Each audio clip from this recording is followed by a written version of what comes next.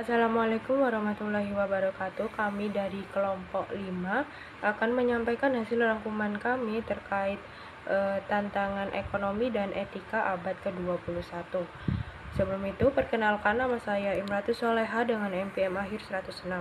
Jadi di bagian ini saya akan membahas mengenai tantangan keberlanjutan dan etika. Nah, keberlanjutan itu mulai menjadi perhatian dunia sejak tahun 1980-an dan topik ini terus berkembang hingga sekarang. Topik dalam keberlanjutan itu ada beberapa bidang yang terkait seperti politik, pendidikan, dan bisnis.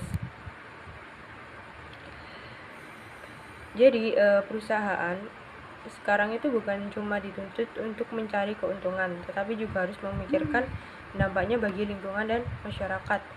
Nah, konsep keberlanjutan sendiri itu artinya bagaimana kebutuhan saat ini tuh dipenuhi tanpa merusak kebutuhan generasi yang akan mendatang. Jadi bisnis harus tetap berjalan tetapi tidak merusak alam atau mengabaikan kepentingan sosial. Karena itu keberlanjutan juga berkaitan erat dengan etika. Setiap keputusan bisnis itu harus mempertimbangkan nilai moral, tanggung jawab, dan dampaknya terhadap kehidupan manusia maupun lingkungan. Baik, di sini saya akan menjelaskan mengenai etika keberlanjutan. Jadi, etika keberlanjutan merupakan bagian dari etika terapan yang membedah tanggung jawab moral umat manusia terhadap ekosistem, sekaligus dampaknya bagi eksistensi generasi yang akan datang. Dalam lanskap bisnis abad ke-21, disiplin ilmu ini menjadi fondasi pemikiran yang melarang korporasi mengeksploitasi alam demi keuntungan finansial jangka pendek. Dalam etika keberlanjutan ini ada beberapa poin yang akan kita bahas. Untuk yang pertama yaitu rekonstruksi paradigma etika lingkungan. Pada model ekonomi konvensional, alam seringkali direduksi fungsinya hanya sebagai penyedia bahan baku yang tidak memiliki nilai moral. Etika keberlanjutan mendekonstruksi sudut pandang tersebut melalui dua aliran pemikiran utama. Yang pertama yaitu antroposentrisme lingkungan yang berpusat pada manusia. Kemudian yang kedua yaitu ekosentrisme dan biosentrisme yang berpusat pada alam. Baik, kita lanjut ke poin yang kedua yaitu pilar-pilar moral etika keberlanjutan. Dalam mengimplementasikan etika ini ke dalam kebijakan korporasi dan keputusan profesional, terdapat 3 asas utama yang menjadi pedoman. Yang pertama yaitu keadilan lintas generasi. Asas ini menekankan bahwa generasi saat ini bukanlah pemilik absolut bumi, melainkan sekedar pemegang amanah atau pengelola sementara. Secara moral, masyarakat masa kini bertanggung jawab kepada generasi masa depan untuk menyerahkan bumi dalam kondisi yang tetap produktif, sehat, dan tidak mengalami degradasi kualitas. Kemudian, yang kedua yaitu keadilan kontemporer. Etika keberlanjutan juga menggarisbawahi pentingnya pemerataan hak atas sumber daya di antara sesama manusia pada generasi yang sama. Dalam operasi bisnis, sebuah entitas dilarang keras mengutamakan keuntungan operasionalnya dengan mengorbankan ruang hidup komunitas lokal, seperti memonopoli akses air bersih atau membuang polusi ke permukiman sekitar. Kemudian yang ketiga yaitu asas kehati-hatian. Prinsip ini menyatakan bahwa apabila suatu rencana bisnis beresiko tinggi memicu kerusakan lingkungan yang masif atau tidak dapat dipulihkan, maka ketiadaan bukti ilmiah yang 100% mutlak tidak boleh dijadikan alasan untuk menunda langkah-langkah pencegahan. Pelaku usaha yang etis akan memilih opsi mitigasi yang aman daripada berspekulasi dengan risiko ekologis yang fatal. Kemudian kita lanjut ke poin yang ketiga yaitu signifikansi etika keberlanjutan bagi dunia bisnis dan profesi. Mengapa para praktisi seperti akuntan, manajer maupun teknokrat beserta institusi bisnis wajib menginternalisasi nilai ini? Karena yang pertama, melampaui batas kepatuhan regulasi.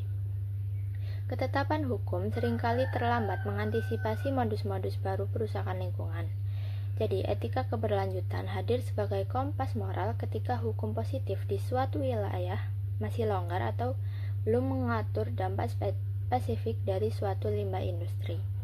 Kemudian yang kedua, karena lahirnya standar akuntabilitas baru. Perspektif ini melahirkan instrumen baru seperti akuntansi hijau atau green accounting dan audit lingkungan. Para akuntan profesional kini dituntut memiliki kapabilitas untuk mengalkulasi serta melaporkan biaya eksternalitas lingkungan yang diproduksi oleh korporasi. Kemudian yang ketiga, karena memperoleh legitimasi sosial. Perusahaan yang menjunjung tinggi etika keberlanjutan cenderung mendapatkan penerimaan yang kuat dari publik. Sebaliknya, pengabaian terhadap nilai ini beresiko memicu boikot, konflik agraria, dan resistensi sosial yang dapat melumpuhkan aktivitas bisnis secara total. Baik, di sini saya akan menjelaskan mengenai alasan bisnis harus peduli dengan keberlanjutan. Pada era modern saat ini, bisnis tidak hanya berfokus pada mencari keuntungan, tetapi juga harus memperhatikan keberlanjutan lingkungan dan sosial. Alasan yang pertama yaitu untuk meningkatkan reputasi dan kepercayaan. Perusahaan yang peduli terhadap lingkungan biasanya memiliki citra yang lebih positif di mata masyarakat. Selain itu, sikap tersebut juga dapat membangun loyalitas konsumen dan meningkatkan kepercayaan investor terhadap perusahaan. Alasan yang kedua adalah menyesuaikan perubahan perilaku konsumen.